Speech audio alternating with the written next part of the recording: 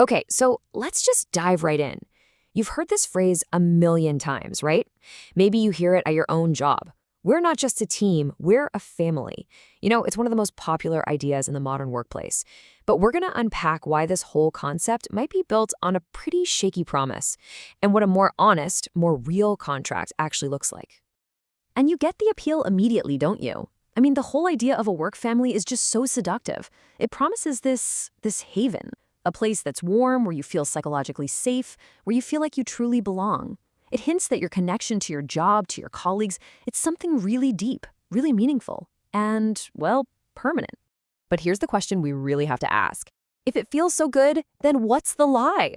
Where does this beautiful idea start to fall apart? Because, let me tell you, it does fall apart. And a lot of the time, it's in a pretty painful way. So here's the game plan for this explainer. First, we'll look at the work-family promise itself. Then, we'll hit an uncomfortable truth about what a job really is.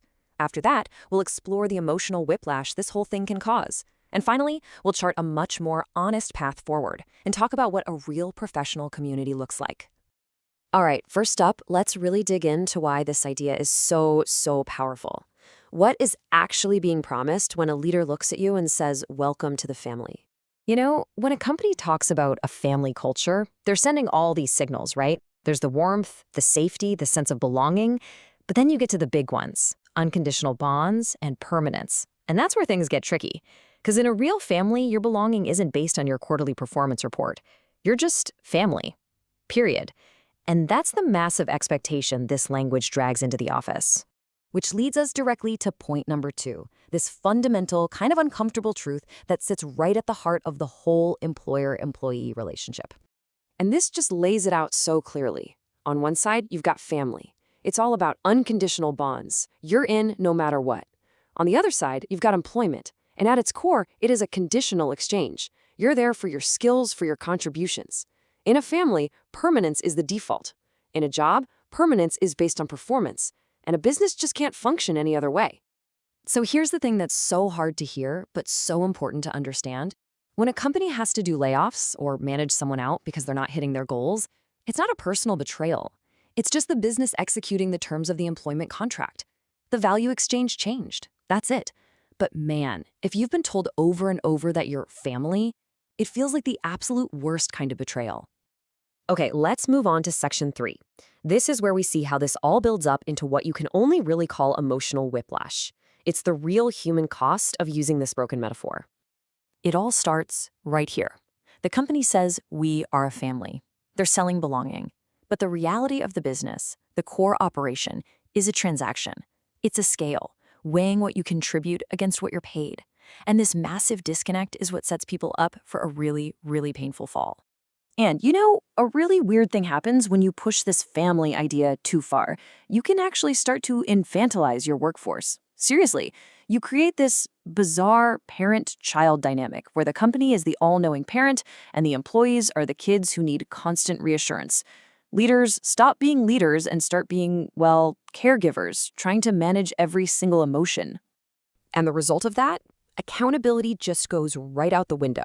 When clear professional standards get all blurry with emotional management, when a performance review starts to feel like a therapy session, the whole system just gets watered down.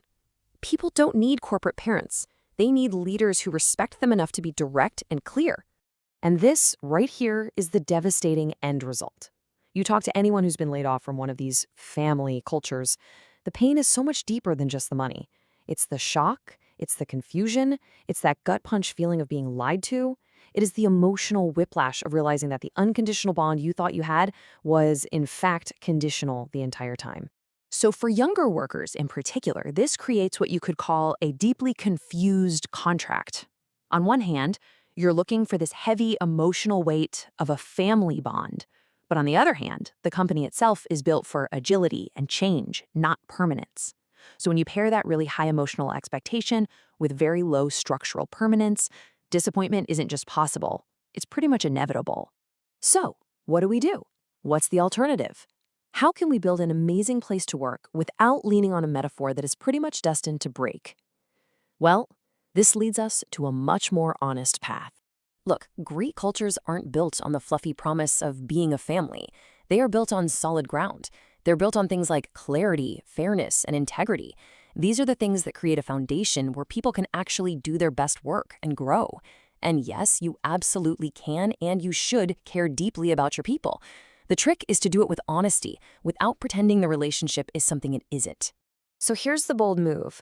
A leader's best bet is to just retire the whole family metaphor, get rid of it, and replace it with the language of something that's way more powerful and way more real, a professional community.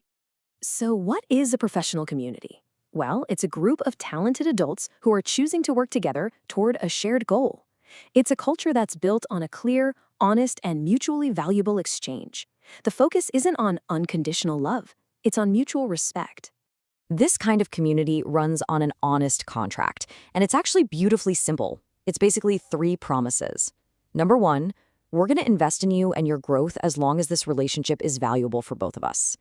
Number 2, we promise to be totally honest and transparent with you if that value exchange starts to change. And number 3, we will always, always treat you with dignity and decency. And that includes on your last day. And let's be really clear about something. This is not a cold, transactional way to run a business. A high-respect, high-integrity exchange is the total opposite of cold. It's honest. And honesty, well, that's the real foundation of trust and professional respect. At the end of the day, people are just tired of the corporate fluff. All the vague promises that don't really mean anything. Most people can feel the conditional nature of their job. They don't want to be coddled with comforting lies. They are craving the clarity that only comes from transparency and truth. So that really just leaves us with one last question to think about for ourselves.